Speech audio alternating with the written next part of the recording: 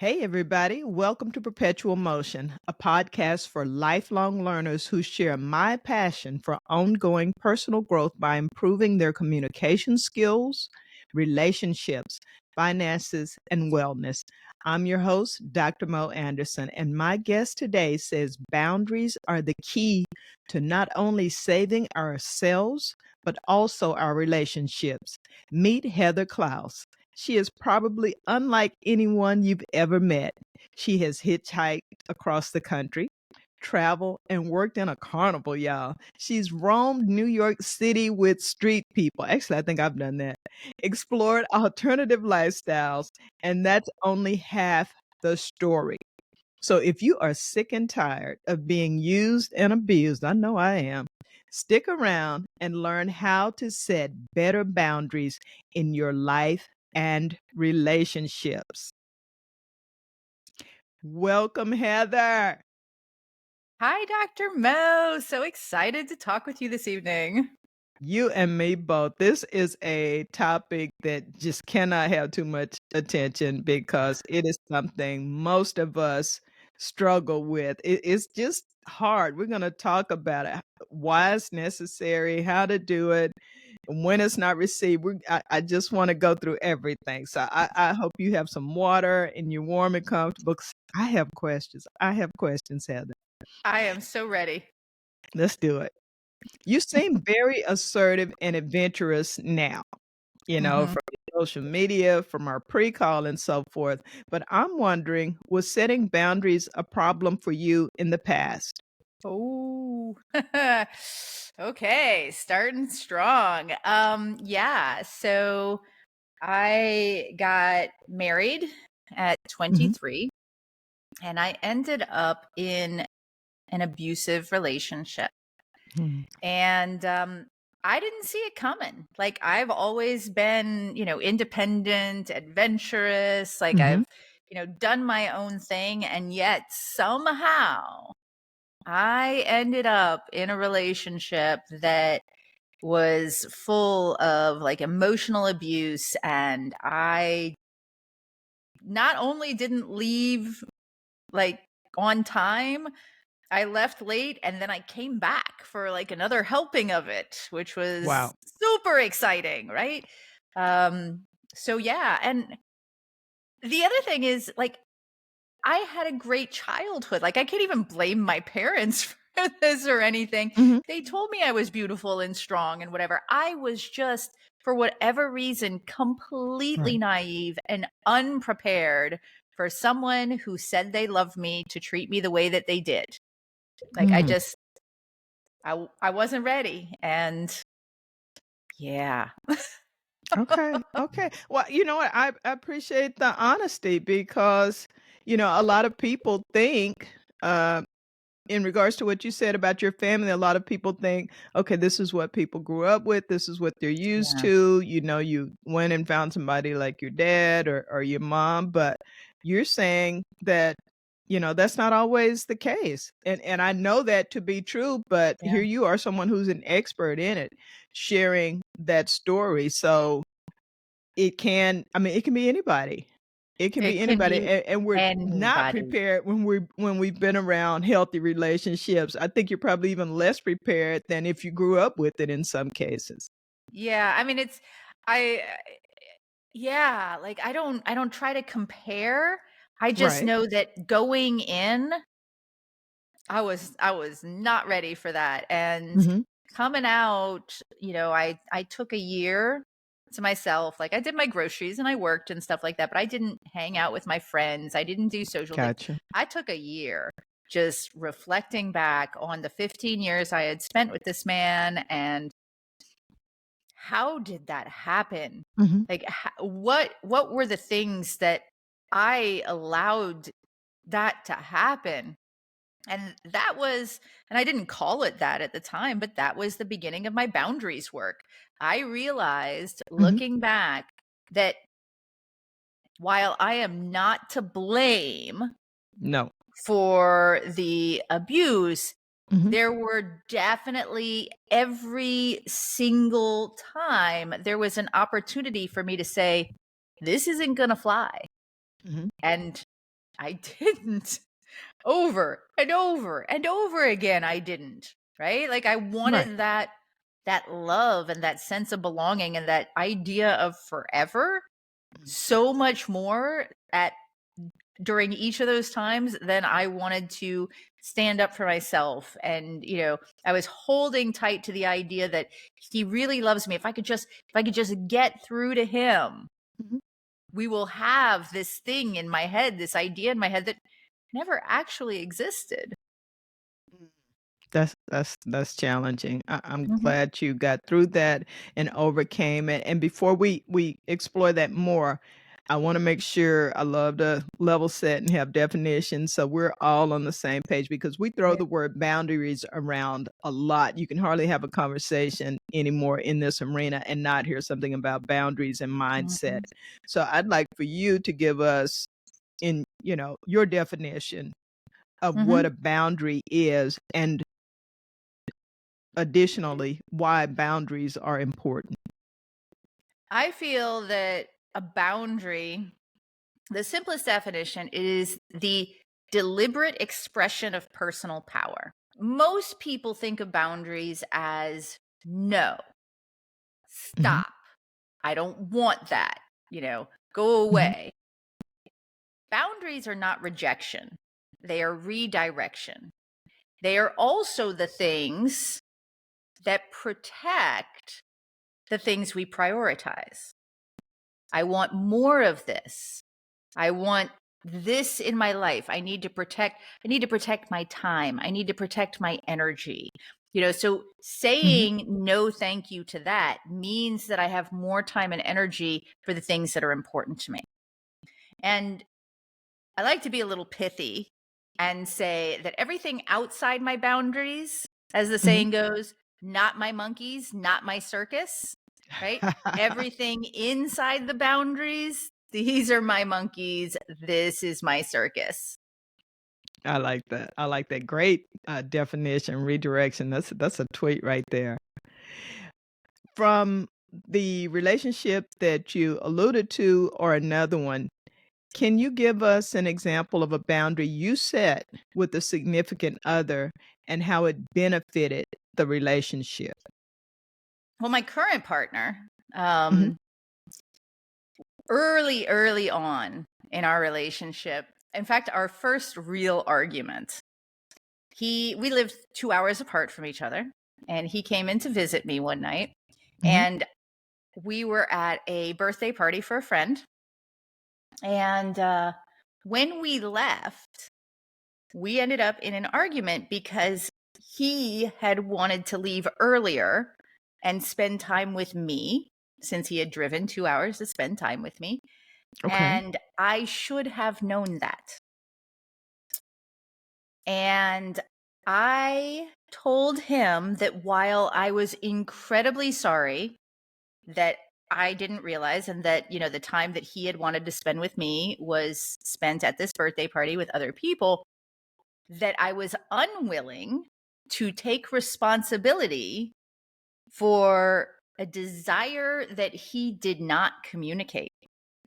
That's what I was wondering, right, the Yep. mind reading thing, right, okay. Yep. I am not only am I not a mind reader, Mhm. I have a particular neurodivergency. I'm neurospicy, and I have less Okay. empathy, built-in empathy, than most people do.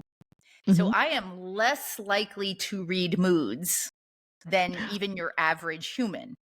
Okay, I thought you were making that up.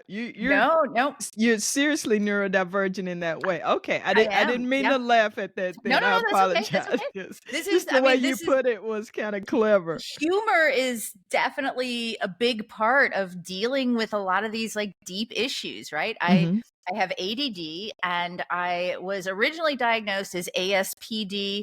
These days it would probably be EDD, empathy deficit disorder, Mhm. but it's along the same scale as psychopathy. I don't have the same I don't feel other people's feelings Mhm. the way that most people do.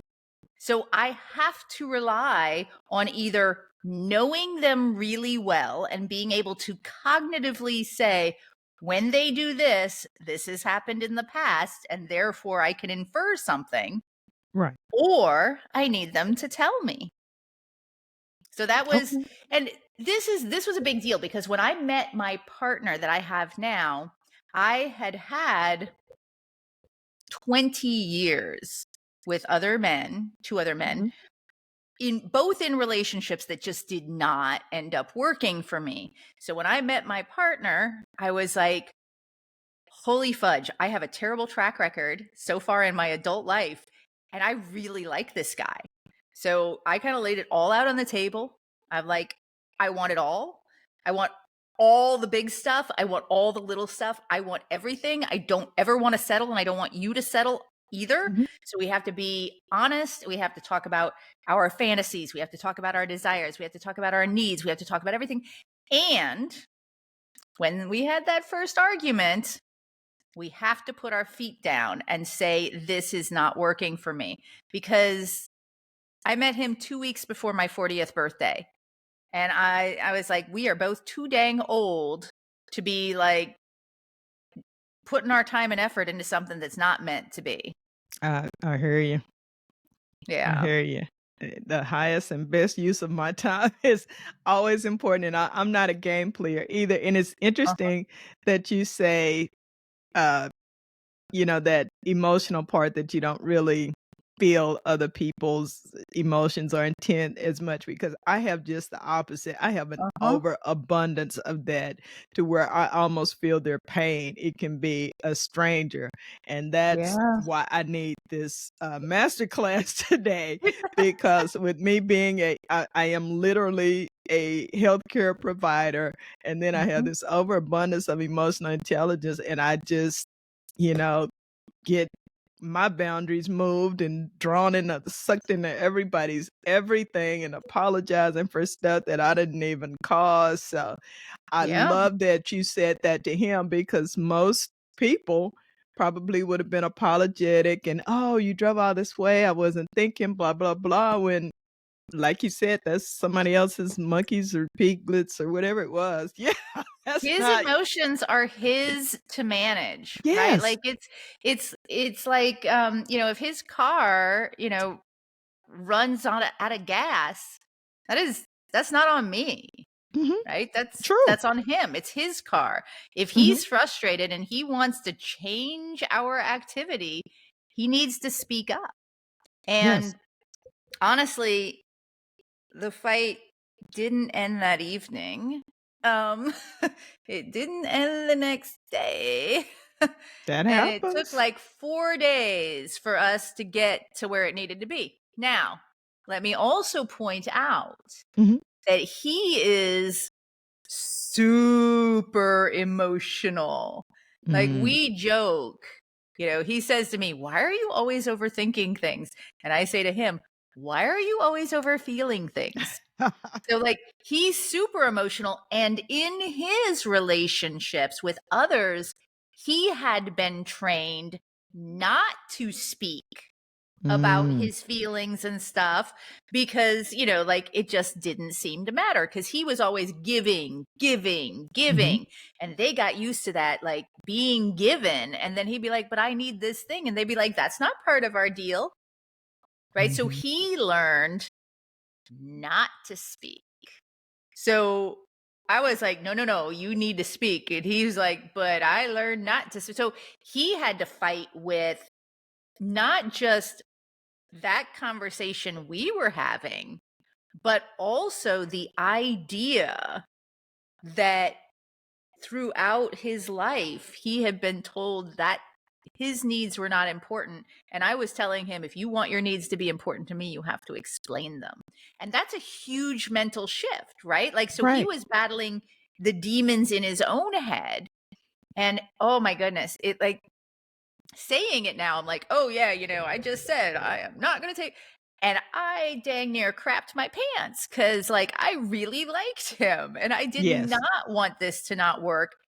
And I also knew that if I took responsibility for something that I didn't know, I had no way of understanding that would have caused so many more problems in our future together that it might have killed what we had.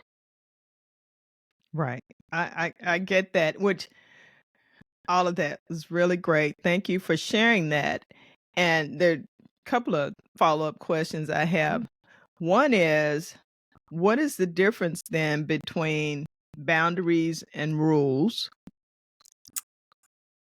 Okay, so rules. There are two definitions that I like to use for rules, and it Mhm. depends on the context.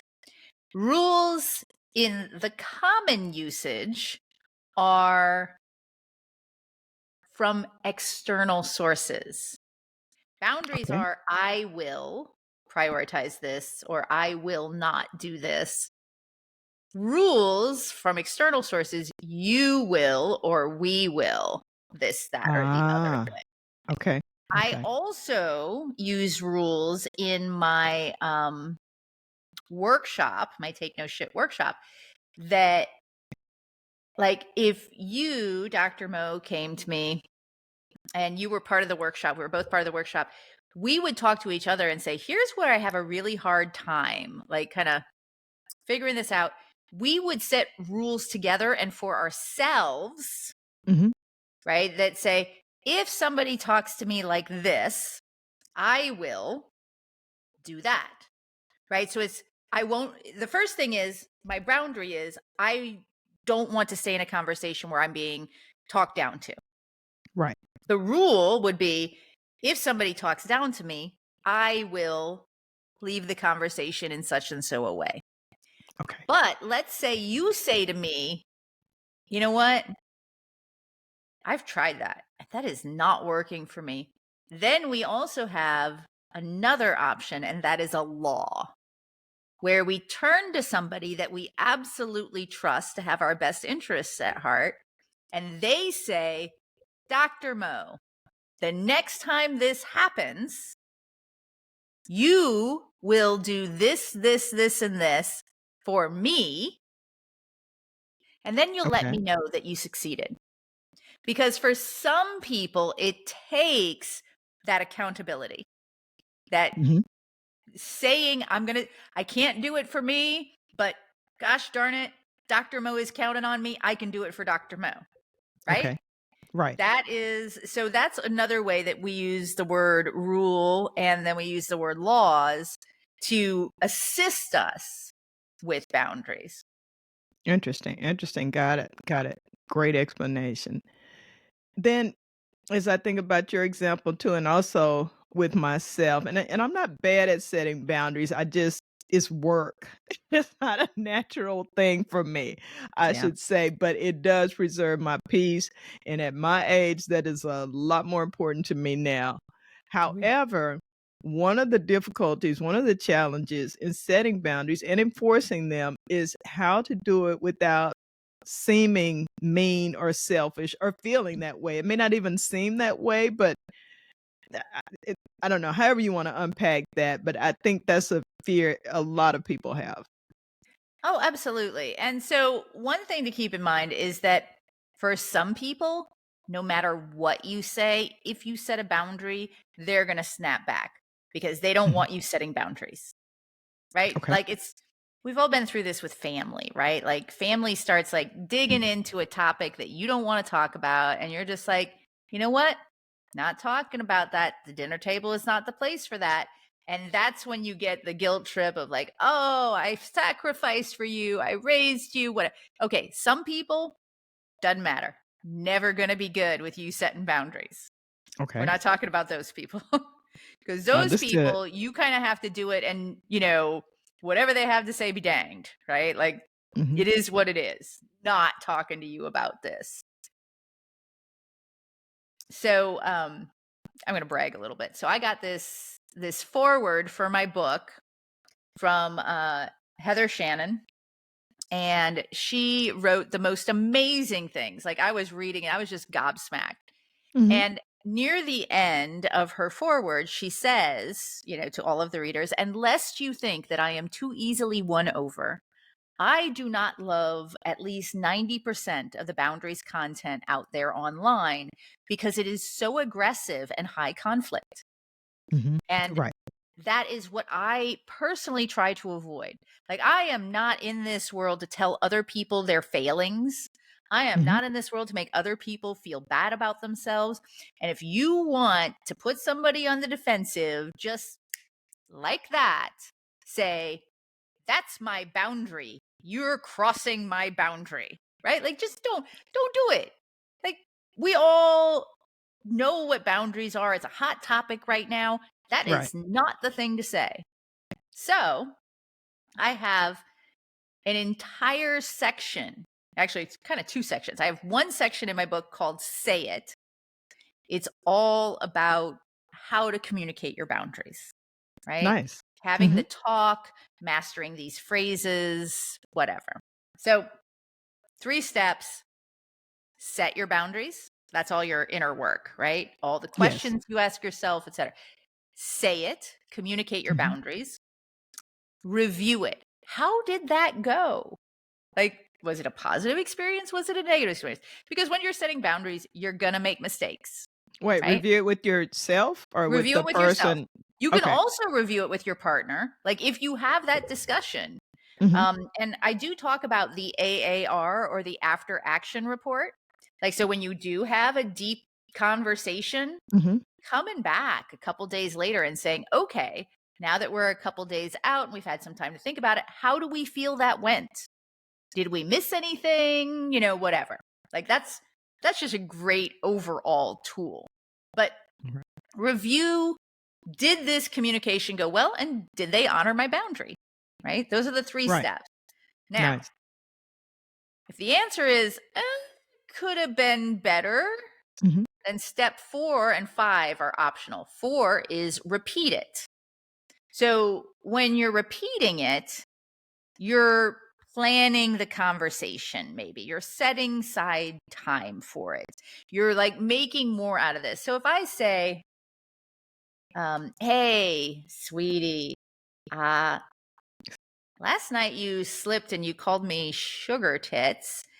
And I really, really don't love that. In fact, my ex used to call me sugar tits, and it just puts me in a bad headspace. Could you not do Mhm. that again? Right. And he's like, oh, okay. Well, I didn't think it was that big a deal, but sure. And I'm like, let's see. So then a couple weeks later, he calls me sugar tits again. Oh, okay. So now what we're going to do is we're going to repeat it. So I'm Mhm. going to say, hey, babe, I'd love to sit down and talk with you, maybe 2 nights from now. Okay, so And not immediately. yeah, I'm giving him time because, like, it's in Okay. my head, Right. but it's not in his head the same way. Mhm. So, and he's emotional and I'm logical and verbal. So I'm giving him the opportunity to sort of plan ahead for the conversation. I'm like, and we're going to talk about sugar tits, because I'm not Okay. loving it. And we're going to talk about how we can make sure that that does not come up in our relationship anymore. Because I feel like the right answer the first time would have been like, oh, crap. I don't want you thinking about your ex when you're with me. I will So never say that never again, saying right. that again. Right. But then he says, well, yeah, I know that slipped out and I didn't mean it. It's just like, that's one of my words. Okay, so in 2 days, let's talk about like how to fix this, right? Let's Okay. talk about how to make this never happen again. Mhm. That would be repeat it. And then step 5, if repeat it doesn't do what it needs to do, then this is deliberate expression of personal power. Change. Change what I'm willing to accept, Mhm. change my boundary, change how I react to it, or change the relationship and the circumstances, right? Right. All within our power to take each step as we see fit. Now, let's say it's not something as simple as sugar tits. Let's say, like, our relationship has just not been the same. There is so much to fix. right? So we start with the little things here and there, and that's going, okay. Some conversations we have to repeat, and we're maybe seeing some forward progress here, but not so much over there. The change is, okay, I am seeing something. So I'm going to give this 18 months. I'm going to mark it in my calendar. Mhm. And in 18 months, after I have given everything I can, put all of myself into this relationship, I'm going to review and I'm going to decide if I need to change at that point. Right. I And like so that. Yeah. you set your boundaries with yourself, you prioritize, you talk with them as much as you can. Maybe they're involved in this, maybe they're not, but you don't need to tell them the ultimatum or anything like that. Ultimatums don't generally work. That's a No. bad idea. And then you're just giving them something to argue with as well, which Right. also not a good idea. And then all of a sudden you realize 18 months have gone by and a little alarm pops up on your phone and you're like, huh. And We're you in the think same back and you're like, place. yeah, we're in the same place. Mm. That's when you get to make a decision. Or maybe you think back and you're like, you know what? I'm still annoyed at the way, he leaves literally all of his bicycles in the living and dining area unless we've got company. Like he's Right. got 3. But also, I look at those bicycles and I'm reminded that I absolutely adore him. And if I didn't have those bicycles in my life, I also wouldn't have him. Right. So You remember your life before now without I'm those not, bicycles. yeah, now Yeah. I'm not so upset anymore. It doesn't really bother me. And everything else he's made huge strides with. This is not a hill I'm willing to die on. And I'm not willing to be upset about it anymore. And Right. that's interesting. I've been through that. And it's funny how things that used to bother you and for me sometimes it was associated with another person and I don't realize that thing is not that annoying. It's what is still attached to for me emotionally. But I want to Yes. back up. You said and I like, we need to talk about this, not right now, let's give it 2 or 3 days, but, Yeah. and not secretly, we need to talk, which we can do sometimes, and the other person like, "Oh my god, what happened? What happened?" But, specifically, we need to Mhm. talk about this little nickname you've given me. But what I've run into, and I suspect some other people have, is that people are either like, "Okay, I got it, we don't need to talk about it," or I wanna talk about it right now.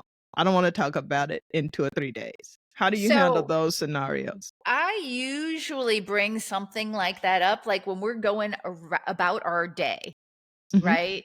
So I might say, hey, I've been thinking about this thing and it's kind of annoying me and I don't know quite how I feel about it yet, but I would like to check back in a couple of days, right? Mhm. And whatever. Or, hey, I know you're about to head out to work. I just wanted to let you know I've got this thing I want to talk about. Maybe we can talk about it tonight at dinner, right? It's not a big deal. It's just the key is if they say I want to talk about it now, right? Maybe you can, maybe your life is too busy and you both have things to do. Mhm. Or maybe they say, I've got it. I don't need to talk about this. And then you say, I need to talk about this. This this is as much for It's important me to me. feeling heard and Mhm. understood as it is for you to actually hear. So, and that's going to be the challenge if you've got a long sort of relationship habit of setting things to the side and never actually resolving them. Right. That's going to be rough. And that's when I talk about like, you asked, do you do this after action report or this review with your partner? Mhm. Well, so sometimes you don't want to involve your partner in your personal changes because when you go to your partner, you say, you know what? We need a change. That's scary, Yes. threatening, Mm. terrifying, whatever. So, one of the things I talk about in the change chapter is just walking in a different direction and seeing if they follow you. So, if you change how you react to things, if you change how you approach things, if you change how you talk to your partner, do they start changing in positive ways as well? And if they do, then you don't need to tell them that you need to have a big old relationship talk, right? Right. And if they don't, do you really need to tell them you need to have a big old relationship talk? Yeah, it's Right? Like that pointless. tells you a Yeah. lot of what you need to know right there. Right. Right. Okay. Very good. Very good. We're running out of time. I'm enjoying this conversation so much, but I'm going to throw one more out there, one more question before we learn more about how we can get your book. You've already given us a bit of an excerpt there, and I'm looking forward to reading it. This question is, it was in there a little bit, but what if my friend, partner, significant other, family member just ignores my wishes? It's not, "Oh, that's hard for me. I've always done it this Mhm. way," "I didn't understand. That's different from me," but just, the ones that, and I don't mean the ones that just tell you, because usually they don't. There's Yeah. this, air of, "Okay, yeah, I heard you," but then nothing at all, no effort whatsoever, just Right. ignoring that boundary. What do you do? So I'm gonna touch on that. Mhm, Um, I also want to say the ones who say, "I am so sorry, I cannot do that. That violates, something I hold dear to myself or my values or my ethics or mhm, whatever." When they say, "I cannot honor that particular boundary, or I cannot do that thing you ask," I count that a general positive unless it's something that is absolutely a non-compromisable to me, right? okay, So because they're being honest. They're throwing it out there like, I really care about what you have to say, mhm, and that mm-mm, right? Um an example might be let's say like I've dabbled in and taught alternative lifestyles. Some mhm, people say, "Ooh, I'd really like to be spanked." If somebody else says, "I am unwilling to hit you even during sexy times. I am not that person. I can't bring myself to do it. I don't judge you for it. It's not me." Right? Like right, that's something you got to respect. mhm, And it might be disappointing, but honor those boundaries. Now, if okay. they don't say things like that, right? If you Mhm, say, "Hey, I have been feeling very taken for granted lately, and I need some romance and some passion. And, what can we do together to, maybe get some of that spark back?" mhm, And they say, "You know what? I got this. Don't you worry about a thing." And then a month goes by and another month goes by, and I think at that point, they have told you very clearly what priority they put on your needs over their convenience, okay, right? I believe that if you are at dinner and your mother starts telling everyone at the table, including your new boyfriend, all about your taxidermied cockroach collection that you had in high school, and it's an embarrassing story for you, and you've asked her ask not her a to million tell you, times not to tell that you story. know, and she keeps telling it, then you know for sure that she not only doesn't care if she embarrasses you, she is willing to continue to embarrass you with something that you have specifically told her you'd rather she not do. And that is the time when you get to decide how many opportunities in your life you're going to give her to do this in that way. Right. And Right, the way I look at it is this: some people don't want to give up their family. mhm, Fine. I get it, right? Like, I do. So you are making a choice. You are prioritizing your family connections over that discomfort. Fine. Maybe you just start turning down every family dinner, but always being willing to see your mother one-on-one and take her out for mommy-daughter dates or whatever, Mhm. right?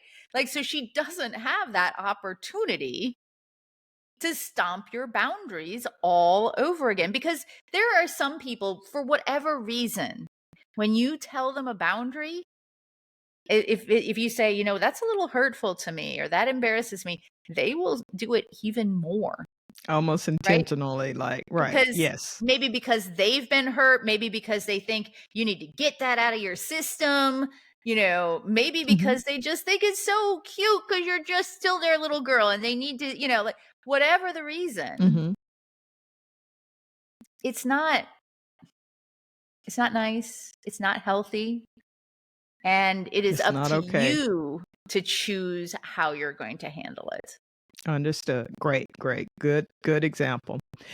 Before we go, quickly tell us about your book. Take note. I'm going to say ish because my sponsors. Take note ish. Build better relationships through discovering, creating, and maintaining healthy boundaries in 3, sometimes 5 simple steps. What a wonderful title. Give us a quick overview and share how everyone can get a copy and connect with you, Heather. My.curiouser.life is my domain, and you can find links to every one of the Amazons to get my book there. Mhm. You can find links to the Take Note Ish workshop. You can find a link to my daily journaling app for boundaries, which is available in both Android and iOS. Nice. And that is free. That is just like a daily prompt with, a boundaries question. You can answer it and keep it private, or you can There's an answer it app and, for that. yeah, and post it to the feed.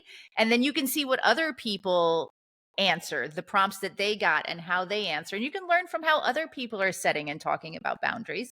Wow. You can find my one-on-one coaching there. You can find my links to social, including all of my podcast appearances, like this one, will be up on that page. And you'll Yay. also find on that page a project that I've started with the Neurodiversity Media Network, which is the Neurospicy Guide to Dating, which is all about different neurotypes and how we and others connect when we're creating those intimate relationships. Love it. Love it. We'll be sure and put that all in the show notes. And Heather, you've been just amazing. I love this episode. Thank you so much for your time and this wonderful information on establishing healthy boundaries. It's been a great pleasure chatting with you. And thank you all for listening. Be sure to like and subscribe. Until next week, be well and be safe. Thank you. Woohoo! Thank you.